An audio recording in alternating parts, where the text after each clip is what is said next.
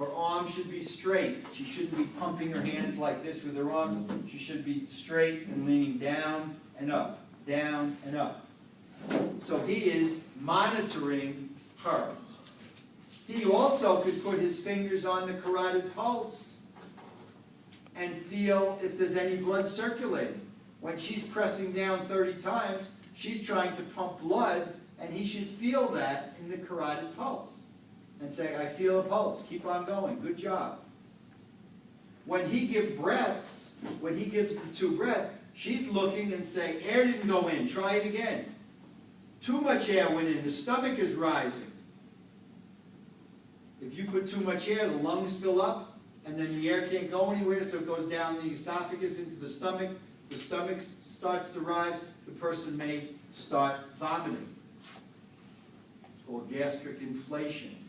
You get air in the gastric intestines. You don't want to press that hard. The chest, on your exam, how much air do you get? Just enough for the chest to rise. Don't squeeze as hard as you can. Don't blow as hard as you can. Just enough air to see the chest rise. That's all you do. So they're going to do 2-person CPR. He's monitoring her compressions. She's monitoring his breaths. And every 2 minutes, they're going to make a change. She calls for the change. She could say 28, 29, change. He gives the 2 breaths, and they make the change. Because when you do it, you may forget to give the breaths. So when we're testing you, when she finishes 30, we're looking to see if he gives breaths. Because if she says 30, change, she goes over there, he comes over and starts compressing, no one gave the breaths. When she says change and finishes 30, he gives the breaths, he becomes the compressor, she becomes the ventilator. Out. 1, 2, 3. You have already learned the proper technique for compressions. Rescuer 2 should be positioned at the victim's head. It is Rescuer 2's role to maintain an open airway and give breaths with a bag mask while watching for chest rise and avoiding excessive ventilation. Rescuer 2 should also encourage Rescuer 1 to perform chest compressions that are fast and deep enough and to allow complete chest recoil between compressions. 7, 8. Remember, push hard and fast, at least 2 inches or 5 centimeters. His chest needs to fully recoil between compressions. 5, 26, 27, 20. As you are aware by now, giving good compressions can be very tiring. So in a 2-person rescue scenario, it's important to switch roles about every 2 minutes to prevent fatigue. Every time the AED tells you to reanalyze, switch roles. If there is no AED present, switch roles after every 5 cycles of CPR. Now you know how to perform 2-person rescue. But let's review some key points. The first rescuer performs chest compressions and counts out loud.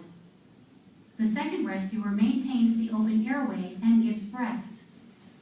The compression rate for 2 rescuer CPR is at least 100 compressions per minute. The compression ventilation ratio for adults is 30 to 2. All this is the same even for 1 person. 100 per minute, 30 to 2. Adult, infant, and child. Whether it's 1 person or 2 persons. The only difference is now you have someone else giving breaths, someone else doing compression, and every 5 cycles, and that's approximately 2 minutes, they change positions. That's 150 compressions. Because you're doing 30, 5 times, that's 150 compressions. Compression should be paused when giving breaths until an advanced airway is in. Now, the reason they're paused is that when you're pressing down, if somebody is breathing in, the air may not go into the lungs. So when you're doing 2-person CPR, you stop the compressions, they give the breaths, and then you continue until an advanced airway is in place. That's when the paramedics come and they'll stick a tube down the person's throat into the trachea. In place. When performing CPR without an AED, rescuers switch roles about every 5 cycles to prevent fatigue.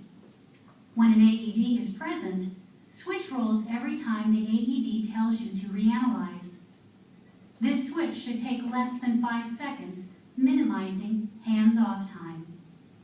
The rescuer giving breaths must monitor the chest compressions that are being delivered, encourage the compressing rescuer to push at an adequate rate and depth, and allow complete chest recoil after each compression. Now we're going to pause the video to allow you to ask questions and prepare for the next section of the course, defibrillation. Question?